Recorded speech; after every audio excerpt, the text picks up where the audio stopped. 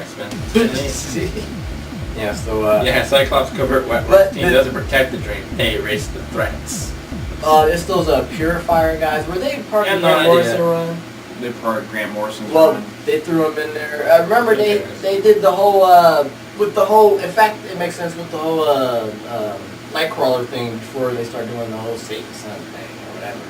Remember we found that church? Okay, well, you know, if they had wrote this book a year ago and if Morrison had a chance, it wouldn't just be X-Force, it'd be Extreme X-Force. no, I thought that was Chris Claremont. Was that Claremont that did that book? The Extreme X-Men or whatever. Yeah, that was Claremont. Sorry, everything Morrison. was extreme, and not just EX. You know there was a mutant name. Yes, I do. What? What, Sabretooth and Cap fighting? You don't No, like? that's awesome. Sabretooth's tagline, suck it. Yeah, hold that up. You can, that right there will just pull people in. No, you guys will not want to read this book for seeing that. Turn the page, never happened. Yeah, Cap takes a swing at Sabretooth and he says, suck it. Sabretooth says, suck it. Whoa. What did he say to Storm in the first movie? And Cap's retort to this? Read it, Dave. Whip it out? What? No. No. Oh, I'm sorry. Whip it out! No, that's it. I'm talking about my own comic stash again. Dude, that's the Bucky Captain America comic. Oh, that's right. Shut up, Winter Soldier's the bomb. And Phantoms if he was starring Ben Affleck. No. I You know what? That's the second time I've done that today. Well, who else did you do that? That's our thing! It's everybody's thing, my friend. Everybody. Yes. If they're in the know, you'd be like, dude, Ben Affleck was the bomb and Phantoms, baby. You gotta get a high five out of that. Oh! Anyway, I'm not reading that. Phantoms. We're moving on. I don't want to talk about it anymore. Alright, so obviously David doesn't really approve of the Ultimate Series at the moment of the Volume 3, but... Which is fine, not everybody likes every comic book. I gotta tell you, overall, I never liked the Ultimates, so... Oh. You like the regular Avengers? Well, if that makes any sense. No, not particularly. Not the ones, the new No. Avengers? Not No. this new incantation of them? I've never really liked the Avengers. Okay. Really? I like the new, well, I like all of them. I buy all of them. I like the new Avengers. Spidey and Luke Cage. You're gonna have a lot to edit here over this, Richard, because we're jumping all kinds of comic segments or whatever. He's like, Keep it going. Keep it going. Okay, with that whole thing, let's get into that with the Avengers. Okay, Avengers usually consist of the main Fantastic Three, or I should be like... They're Marvel's Justice League. Yeah, so Captain America, Iron Man, Thor, Hulk running offish if he's not destroying planets. and with the Ultimates, like I said, the Ultimates was a younger line, takes place in modern day, except storyline twist and kind of getting rid of the whole continuity of the 30 years behind the regular series. So there's the regular Avengers and the Ultimate Avengers. Wait. I'm sorry. Go ahead, no, go. No, you're in the thing, go.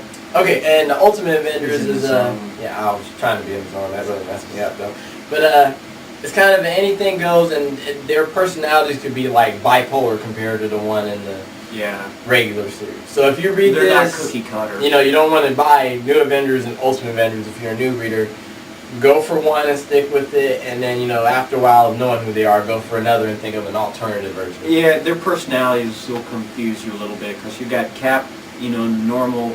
Well, he's dead now, so that'd be really confusing. And in one version, Captain America's dead in this universe. In this universe, he's alive. So unless they kill him off. Who? Cap. Oh. Yeah.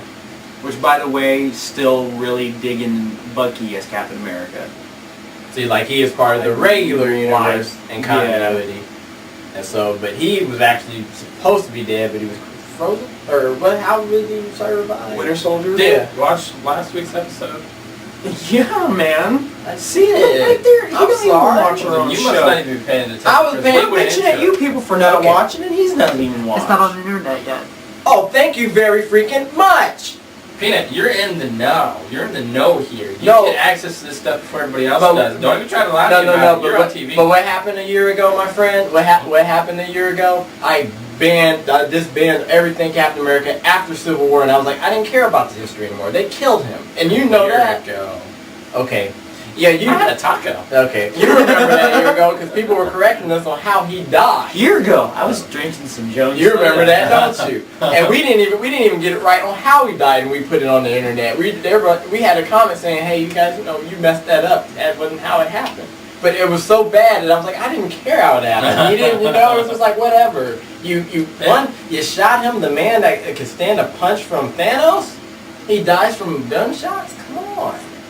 Think about it. Thanos, deeper than that, though. That just showed the futility of the whole Civil War. That he did all that, and it was the Civil... Because think about it, the whole thing of Civil War was friend versus friend, right? Who pulled the trigger? Yeah. Who pulled the trigger? Wasn't the Red... Well, granted, the Red Skull was behind all of it, but it was his lover that did it. That was just... that was so... It was under... Yeah, the whole Civil War really fizzled out at the end. It was very depressing. Yeah. But all the beginning. Oh, yeah, the battles, the splash pages. I haven't seen a more controversial subject matter, you know, talked about in a comic book since...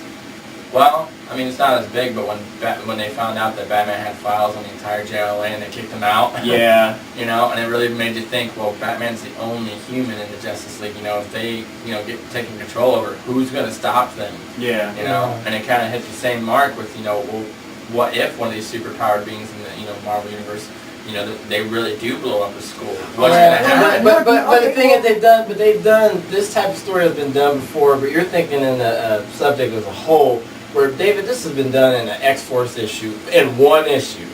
Yeah. See, that was mutant registration. And their big beef with mutant registration is they wanted to be licensed because they were born. With the hero registration, they had a choice. You want to be a superhero, register. Yeah. And I gotta run and get a little off topic. I don't think we've talked about this, but here we go. Wait, we'll do that.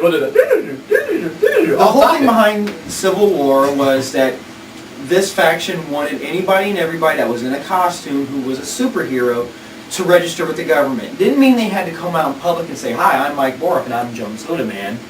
They just had to tell the government that I'm Mike Boroff and I'm Joan Soda Man. Man. And I'm Peanut, and the advertiser Reese's Peanut Butter Cup, and I don't want to join the government. Exactly. That's why now we have to fight. Yeah. But yeah, then you had Captain America's group, who Captain America was against it because it's your God-given right to slap on a mask and go kick ass for your country, and you shouldn't have to register, and that's where the whole... But I gotta ask you, what was your guys', you know, if it was there, you know, here, or whatever was going on, would you be pro or against the Superhuman Registration Act? I would be totally for the Superhuman Registration, and if only to know that, yes, if there's somebody in, you know, in a costume or whatever, he's there to protect me, you know. Just to have that comfort. I don't even need to know who it is, because West Coast Avengers, I have no idea who they are. But knowing that they're in costumes and they have to be registered to be in costumes, I'm comfortable with that. It wasn't, the reason I'll say I was against that is because you're just thinking of those people. You didn't think of all the villains that were happily employed by them, like Bullseye, and I'm like, no, fuck that. But no, I'm not working by Bullseye, Venom, and all that. And I see where you're coming from, but I was just like, no, they're going to get in, pretend to be good. Wasn't this called the Thunderbolts? Thunderbolts, yeah.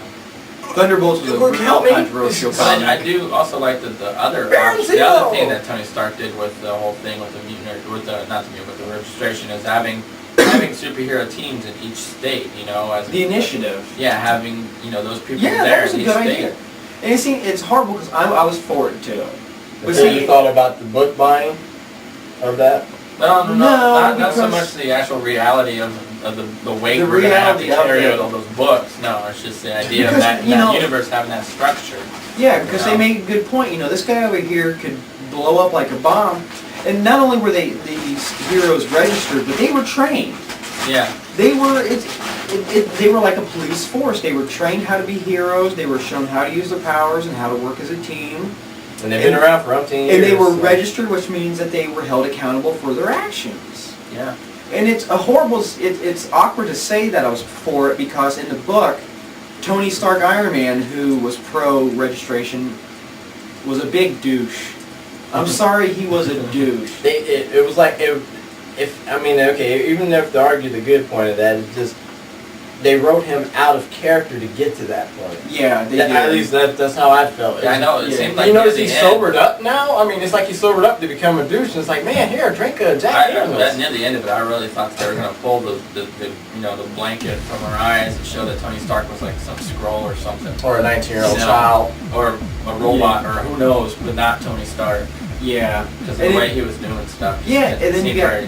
They turned him into a girl.